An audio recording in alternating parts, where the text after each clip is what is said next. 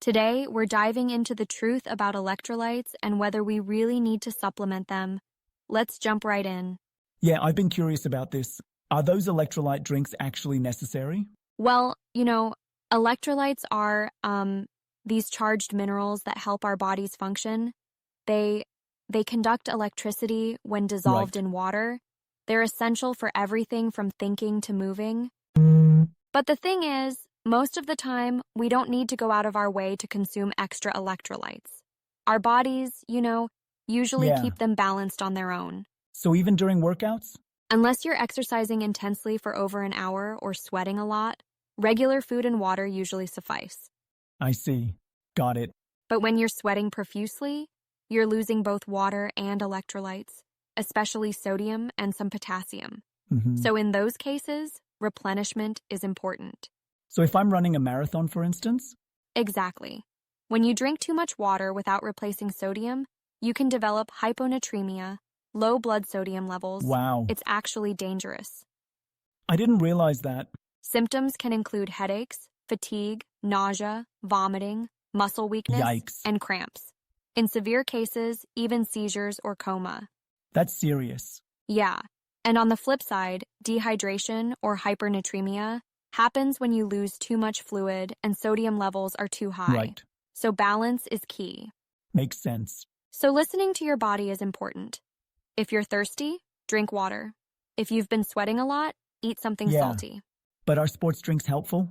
Well, they can help, but many are loaded with sugar and don't have much sodium. Eating a okay. salty snack might be more effective.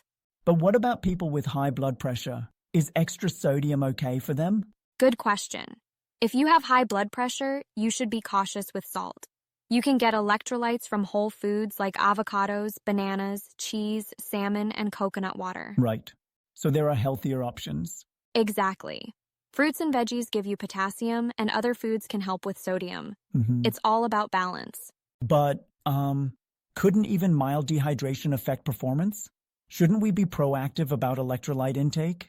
Well, that's a fair point, but over-consuming electrolytes when we don't need them isn't helpful. Our bodies are good at regulating electrolyte levels. Yeah.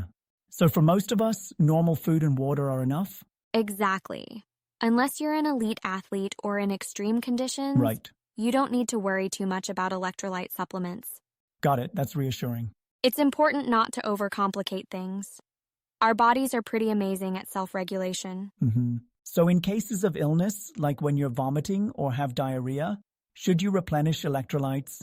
Yes, definitely. In those cases, you can become electrolyte depleted.